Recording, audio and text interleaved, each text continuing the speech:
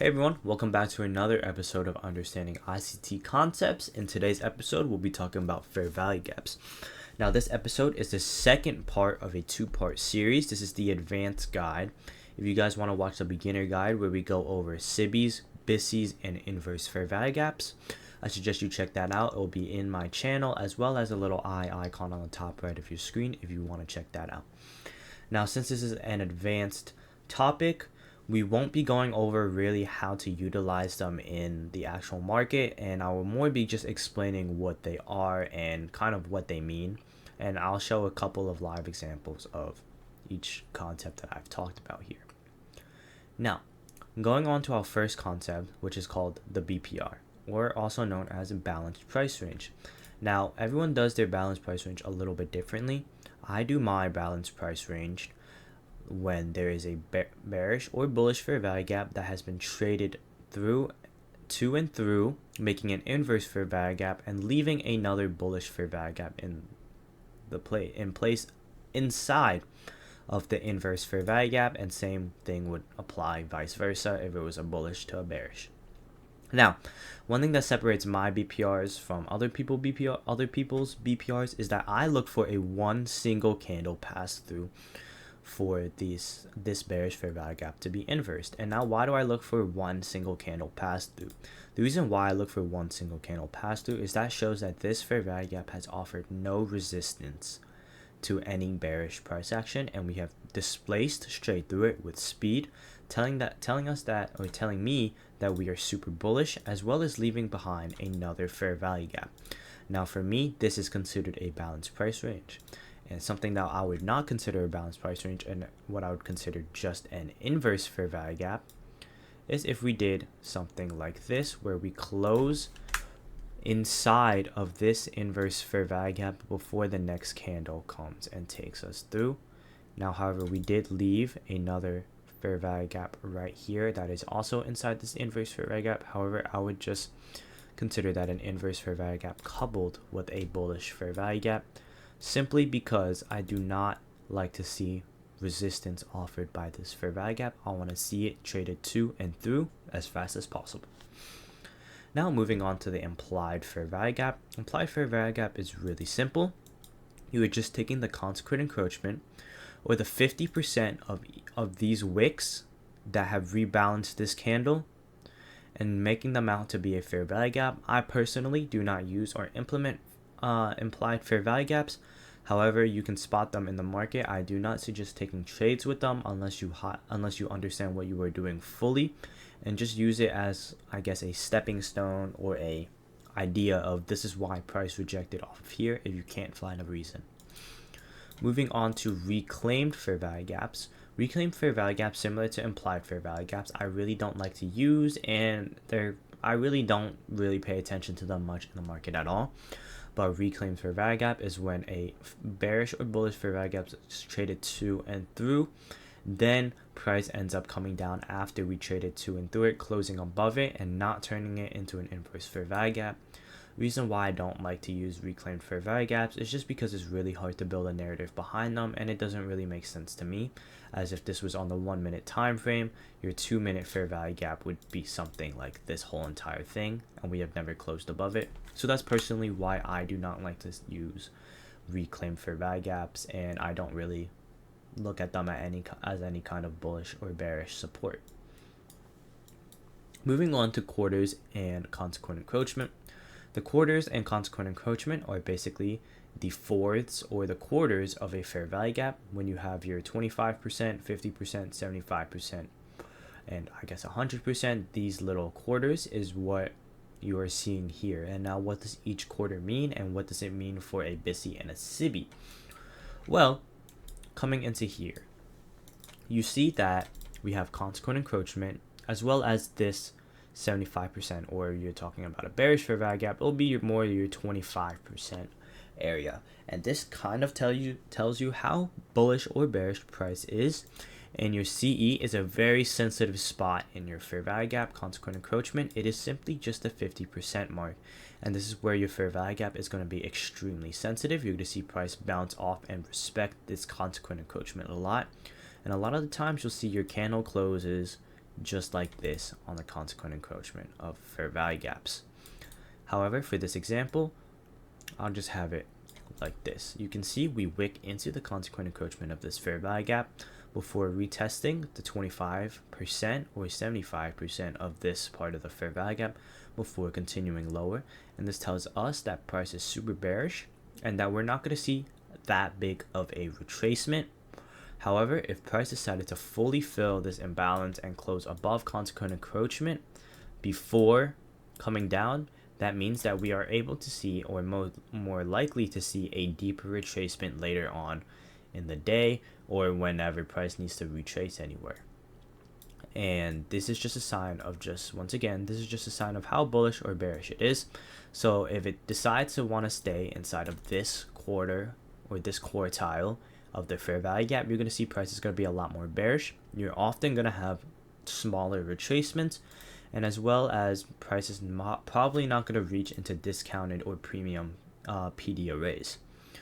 Now the same is the same for bullish fair value gaps as well. So if I was to draw this over here at this bullish fair value gap, you'll see the same thing be applied. If we decided to close up here, we're going to see less of a retracement than if we decided to do something like this and trade into it, something like this.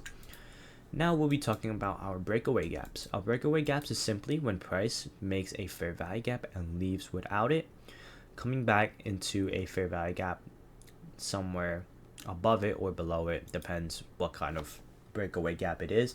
And our breakaway gap is a very good signal of saying price is super bullish or bearish depending on the direction you want price to go. And that when you see this, you want this to either stay open or you want price to trade within the 25% to 50% of it, wicking it and closing above it very quickly. And this acts as strong support, saying that we are very bullish and we're going to displace very quickly. Do not expect price to come down into premium or discounts, and you do not expect price to have big retracements. Most likely we're just going to shoot straight up to whatever liquidity we were targeting. If it was this one, for example, that we wanted to take.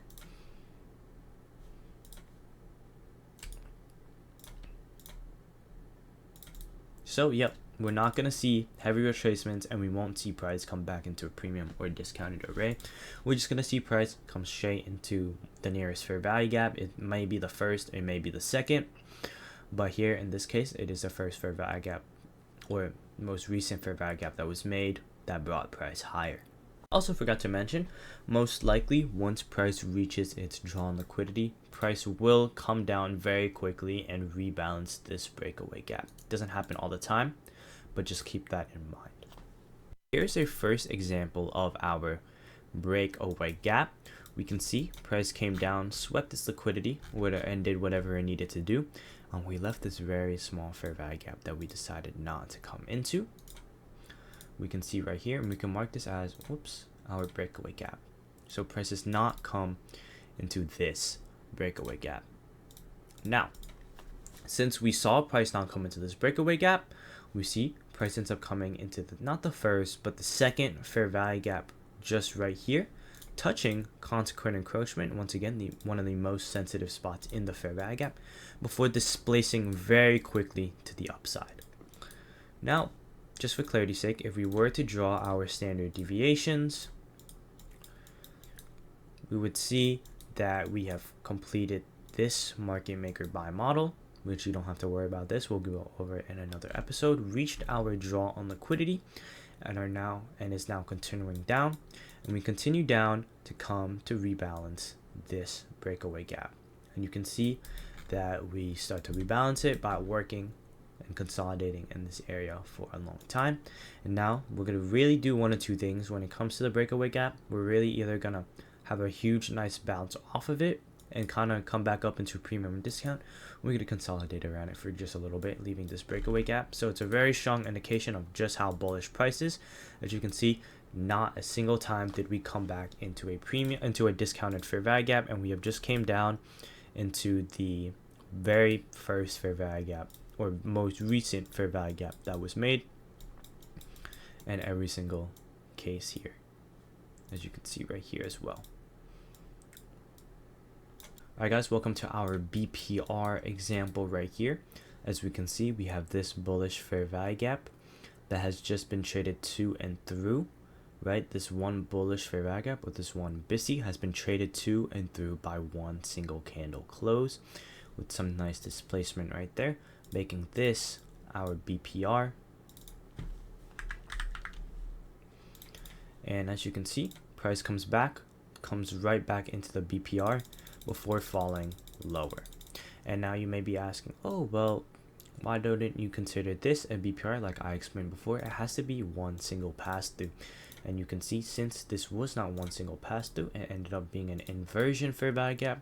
And you can see price did not come back to tap or retest this inversion fair value gap, but rather used this balanced price range because it was one single candle up and one single candle down that made the case, that made the close. And this is an example of a daily or daily implied fair value gap. Now disregard this day, as this was a whole day, but we're going to zoom into a lower time frame, and you can see exactly where price reacted off of here. So this is our daily implied fair value gap, and you can see prices came wicked into it once and twice before we actually created this. So you can see that just right there. And coming into straight into market open, you see price come down into this implied fair value gap to that consequent encroachment, as well as this the quarters, the final quarter right here. As you can tell, look at how well the body respects this quarter right here. Now there's a little bit of a margin of error, but you can see just how well price respects this quarter of this fair value gap, right? Come in and we close above this quarter, and you can see this is right before market open, that this brought price a little bit higher before ultimately coming down and then coming back up once again. And now keep in mind that since this is a daily fair value gap, right, it is going to get traded through a lot on a lower time frame. But if we go to a time frame like the hourly, we can see that we are just continuously wicking it, and it is causing a little bit of resistance for price to continue before going lower. And you can tell that it took us around 1 to 3 hours of sitting inside this daily implied fair value gap and closing above consequent encroachment before we finally decided to displace right through it. Anyways, I hope this video helped you guys understand pretty much every single aspect there is when it comes to fair value gaps, how to utilize them, and how to understand them kind of in the markets. And I hope you guys take successful trades using these concepts, and I'll see you guys in the next episode.